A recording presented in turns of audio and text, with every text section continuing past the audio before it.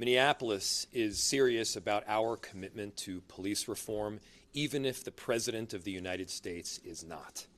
Just yesterday, the independent monitor for our settlement agreement said that Minneapolis thus far has made more progress in the first year around police reform and creating a foundation for change than virtually any city under a consent decree in the United States. We're going to move forward with that work, with or without the White House. It also needs to be said that the timing of this move for a dismissal is entirely predictable. The Trump administration is a mess. They had every opportunity to move for a dismissal in the months previous to right now, but instead they delayed. They asked for extension after extension, and of course, it is predictable that they would move for a dismissal the very same week that George Floyd was murdered 5 years ago. What this shows is that all Donald Trump really cares about is political theater. This is predictable. We had a good feeling that this was coming. The judge gets to decide whether to dismiss the case, and I can't speak to what the judge will decide, but I can speak to what we are doing. Here is the bottom line. We're doing it anyway.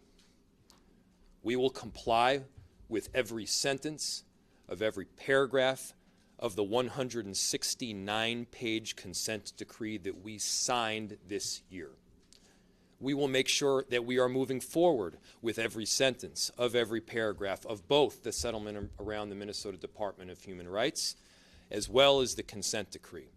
The bottom line is this.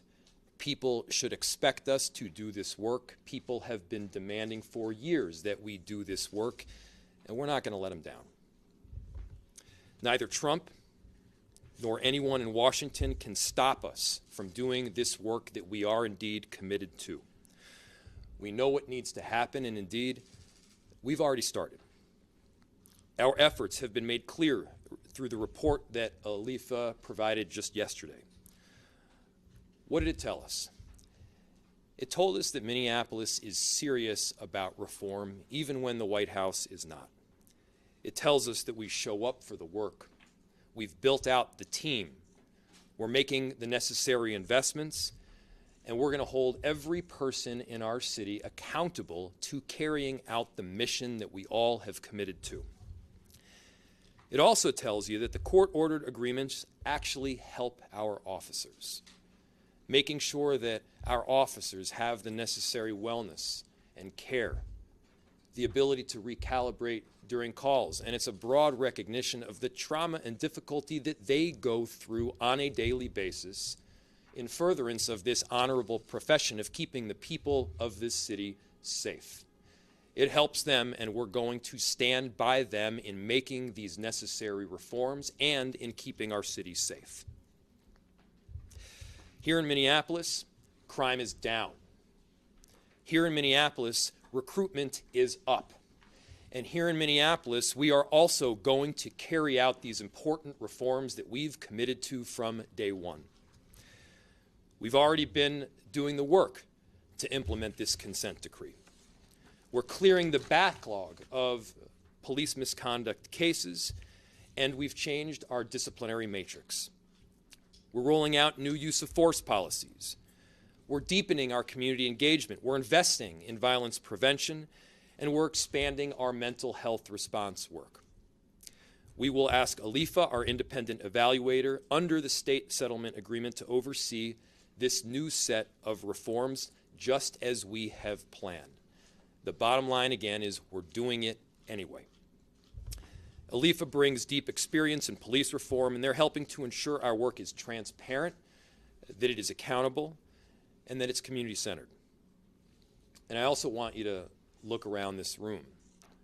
Look at the people who are up here with me. This is a team that we have brought to the city. It is a team that is entirely committed to doing this work. These are individuals that have not been hired on contingent on a White House being on board. This is an incredible team that we have brought because we plan on carrying it out and getting the job done for the sake of the people in this city. The whole idea is not just policy changes on a piece of paper. It's the policy change. It's making sure our officers know what the work looks like and what they're supposed to do. It's ensuring that they are trained in on how to comply. It's holding them accountable when they don't. It's lifting them up when they do. And it's making sure that every interaction that every person has on the street is in recognition of the changes that we are trying to make. In other words, they're treated with respect and dignity, even during the toughest of situations. So I've said it before and I'll say it again. The work is not just about what's on the paper. It's about the work that is carried out in every street for every person in our city. We made a promise to the people of the City of Minneapolis, and we're going to keep it. I'll pass it to Chief O'Hara.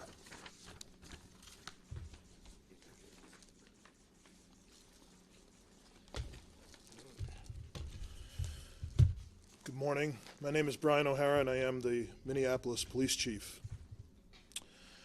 I came to Minneapolis almost 3 years ago to lead this department through a historic reform effort.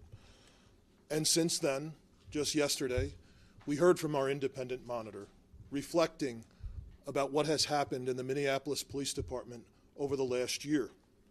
And it's clear in their report that this police department has accomplished more in terms of reform than any other police department under a consent decree. And people need to know that that consent decree is real. It covers all of the issues that people around this country find as problematic with policing in the United States. We are addressing them, and we are making more progress than any other city has. Whether it's use of force, stop, search, and arrest practices, internal affairs, disparate impacts based upon race, we are making real progress, and that work will continue. In addition, we are going beyond what is required in any paragraph of any court-ordered reform. We will be the best police department in the nation, period. Not only will we deliver change for our residents, we will deliver change for the brave men and women of this police department that put their lives on the line every day to protect our residents. We will have a greater focus on their health and wellness, a greater focus on ensuring they have the facilities and the training that is adequate for the demands that they face in the street. And we will continue to restore pride and trust in the men and women who wear this uniform. So whether or not there is a federal consent decree, as the mayor has said, the work continues. We have been and we remain committed to real, lasting change, both for our residents and for the men and women who serve here. I just want to say again, thank you to the mayor for his leadership and his support through this, and thank you to the members of the council who have made yesterday's report documenting our accomplishments possible. So thank you. Thank you. We'll open it to questions. I have a question for the chief. Do you have any concerns that this sends a message to your officers that the reforms that you're implementing here aren't that big of a deal, and it might make it more difficult for you to push through that culture change that you've been talking about? So Matt's question was, does this send a message that the reforms are not important? The members of this police department have been through an unbelievable amount of change and of trauma, just like the residents of this community. And I think they know things needed to change here. And I think by and large today, the men and women who remain here are deeply committed to getting this right. They are not about to turn their backs on their fellow officers or the residents of this community. So while there is often a lot of uncertainty because they don't know what all of this means, I need them to know that I care deeply about them, and I will have their backs and ensure that they are able to be safe and they will be prepared to do their job and provide the excellent police service this city needs.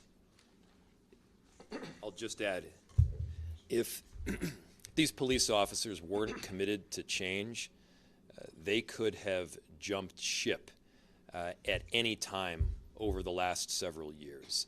But rather, they've stayed. We've doubled down. They're doing the trainings. They're having a deeper understanding of the policies that we're expecting of them. And we've talked to all of the new recruits, the laterals, the CSOs that are coming in. They want to get in on the ground level because they recognize that something special and important is happening in Minneapolis. They want to be part of this change. They want to be part of the example for so many other cities to follow. Will the city oppose the DOJ's motion to withdraw in court? We will be responding to the motion for a dismissal today. And so I don't want to move forward with giving you the exact language right now before the actual motion has been filed. You guys both mentioned that you're going to follow this federal consent decree sentence by sentence, whether it's actually in place or not. What are some specifics in that federal consent decree that may have not been in the state consent decree? Well, I hesitate to call any one individual paragraph out. There's obviously a lot of overlap between the Minnesota Department of Human Rights Settlement Agreement and the consent decree. There are some pieces that go beyond what state law allows for in the federal consent decree, including First Amendment issues. So First Amendment would be one example that would be in the consent decree that was not in the settlement agreement. And the bottom line is we're doing all of it. The chief mentioned we're also not limiting ourselves to the changes that are on those pieces of paper. We're invested in this work. The people of our city are invested in this work. We're not messing around when it comes to this culture shift and the reforms that we all need to see and that are long overdue. I know you said, obviously, the sentiment here today is we're going to operate as this were in effect, but I know there's some skepticism given the lack of enforcement. I guess what assurances can you offer that you'll follow through with the added reforms in the federal consent decree, given it's not officially enforced? So, number of assurances. First, we negotiated the document.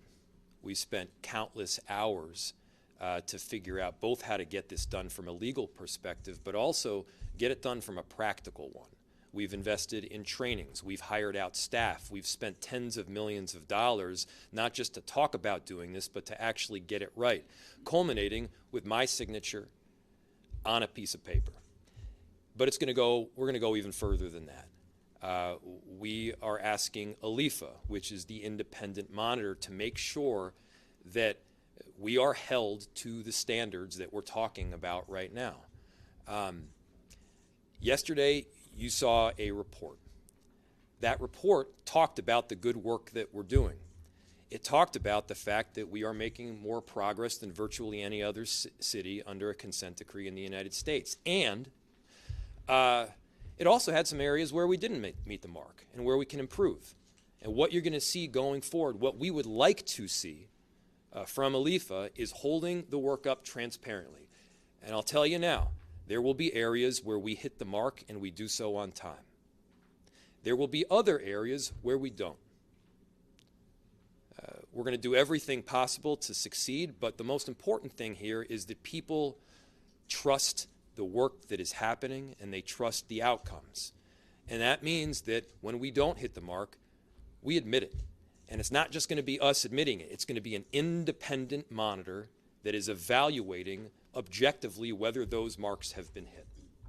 So yesterday's report was regarding the settlement agreement, and then I guess I'm just wondering where do things stand when you compare that with the consent decree, and would you say it's a similar amount of work that's been done or more work that is at stake here with this consent decree compared to that? I can't give, so the question was, would I say that there's been more work that has been done under the consent decree or the Minnesota Department of Human Rights Settlement Agreement? I don't know that I can give you a percentage of the work, and I'm looking to others that may be able to answer this better than I can, but the bottom line is that there's a lot of overlap. I mean, both agreements want to see shifts in how use of force are conducted. Both agreements want to see shifts in how police stops are conducted. Both agreements want to see a whole lot of data collected and compliance in check. Both agreements want to see trainings. And so much of this work is in both agreements. Chief. So just to add to the mayor's comments, Louis, there in that report, it does talk about some things that they are monitoring, that we are doing, that are not actually in the settlement agreement. They are parts of the federal consent decree that have already been included because we're covering those same topics. So some of that is included already. Chief O'Hara, based on your experience in New Jersey, if you had to guess how long this process is going to take, how many years do you think we're looking at before the department feels confident that it no longer needs to be monitored or under a court overseeing consent decree? So Ernesto's question was, how many years do we think until we won't have to be monitored? I know, for example, in Newark, it's been 11 years now. And in many cities, it's been at least 10 years, in some cases 20. But I think there's been a lot of effort over the last few years to have these reforms implemented much faster. And so I think we will see a much faster implementation here in this city. And I think the initial report yesterday reflects that. However, policy implementation is difficult, and there are challenges around data collection and analysis that are necessary in order to demonstrate the compliance, to prove in court that we have appropriately implemented things. So I think it's very, very difficult to say, but I would argue we are already on pace to do things much faster than other cities have. However, we do have, two different sets of requirements now, essentially, that other cities have. If I could follow up, how has the union responded to the consent decrees, and are they on board with the bulk of what you're trying to accomplish? Well, so second question was, how has the union responded, and are they on board? I will not speak for the leadership of the Police Federation. However, I do believe that they would also agree that the police officers need better working facilities, that the police officers need the best training and preparation they can possibly have. And I would think the Federation would also agree with the community that we need to clear out backlogs of cases, internal affairs investigations and so on, and that the discipline should be fair and equitable. And so I think there would be a lot of agreement, but you'd have to ask them on specifics. Have you met resistance in any of what you're trying to move forward from union leadership? So I have met resistance, of course, at times. I can't think of anything specifically from union leadership, but I think in general in the police department, there are concerns. There's so many unknowns. And you have to consider the fact that this is a police force that has been depleted over the last few years, while the demands of crime and investigations has risen dramatically. So we need to recognize that we are adding all of this additional work in terms of reform.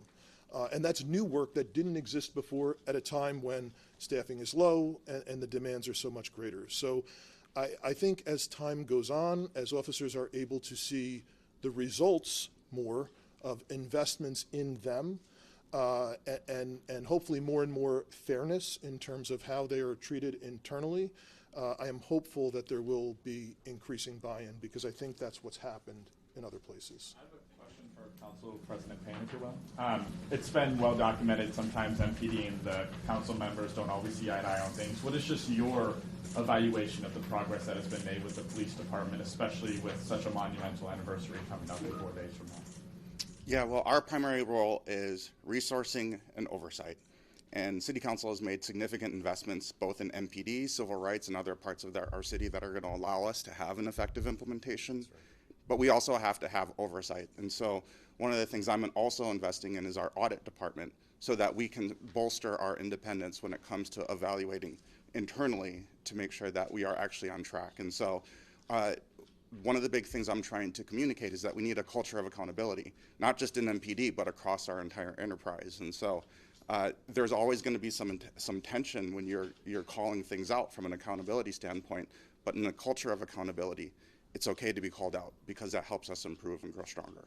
Do you feel positive about the progress? Like, just what are your thoughts on what's been done over these past 3 years or so since Chief O'Hara has been in office? I'm always hyper vigilant about where we're at, and I'm always going to want us to be further along than we are. And I think that's one of our roles as oversight leaders in this institution. And so one of the things that I'm going to be looking very closely at is we have in the federal consent decree a roadmap for reform, but also within that roadmap an embedded accountability framework. We will continue to have that roadmap. We need to build the accountability framework so that we're implementing it in accordance with how it was intended to be implemented as a fully executed consent decree. Is the city worried about any retribution from the Trump administration, federal funding getting stripped, anything along those lines at this point?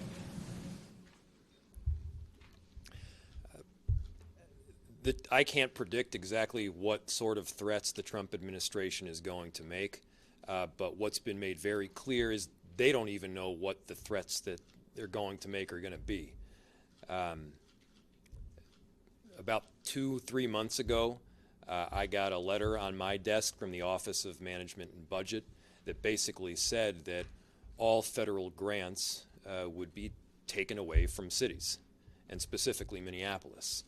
To give you an idea what we're talking about, it's like $70 million. It's $70 million for our emergency management team, which, by the way, has been preparing for this day for weeks and has done an incredible job to make sure that this city is protected and that we're operating in a streamlined fashion no matter what decisions the Trump administration makes. It's funding for things like our bomb squad. It's funding for shelter and affordable housing.